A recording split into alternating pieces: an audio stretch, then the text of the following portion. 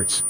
These waves travel through the body to match the resonant frequency of internal organs like the stomach or lungs. High-intensity infrasound can actually cause cavitation, the formation of bubbles in bodily fluids. When those bubbles collapse, they create tiny shockwaves that damage tissue. The target feels an intense vibration in their gut, leading to severe nausea and effectively paralyzing them with pain and sickness. Tactically, the reports suggest U.S. forces use this technology as the ultimate force multiplier. The result was that the hundreds of Venezuelan guards mentioned in the reports weren't fought in a traditional gun battle. They were incapacitated, sick, dizzy, and bleeding, long before U.S. troops made contact. This allowed a small team of approximately 20 operators to walk virtually unopposed through a much larger force. But that's not it. The U.S. military has another secret weapon. Analysts called it the Iron Dome of the Caribbean.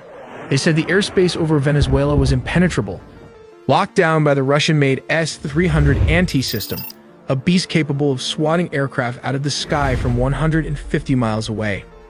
But in the dark night, the myth of invincibility didn't just crack, it evaporated. The opening salvo didn't come from pilots, but from physics. The U.S. Gerald R. Ford, stationed off the coast, unleashed a barrage of electronic warfare so dense it didn't just jam the Venezuelan radar screens, it burned them white. The S-300 operators at Captain Manuel Rios Air Base were blind before they ever saw the missiles coming.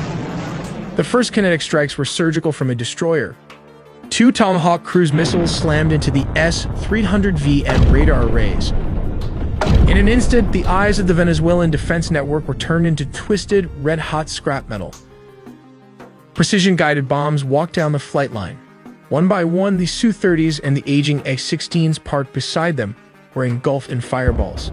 7 jets were erased before their pilots could even reach the ladders.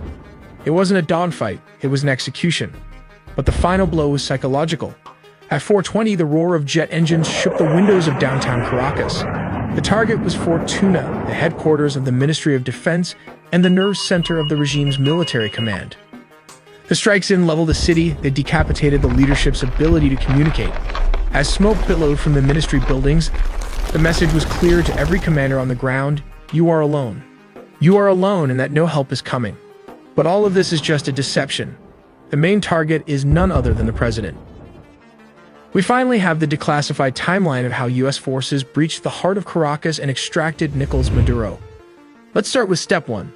The setup. This didn't happen overnight. For months, the U.S. had been tightening a naval quarantine around Venezuela. The U.S. Gerald R. Ford Carrier Strike Group and the U.S. Iwo Jima Amphibious Ready Group were parked off the coast.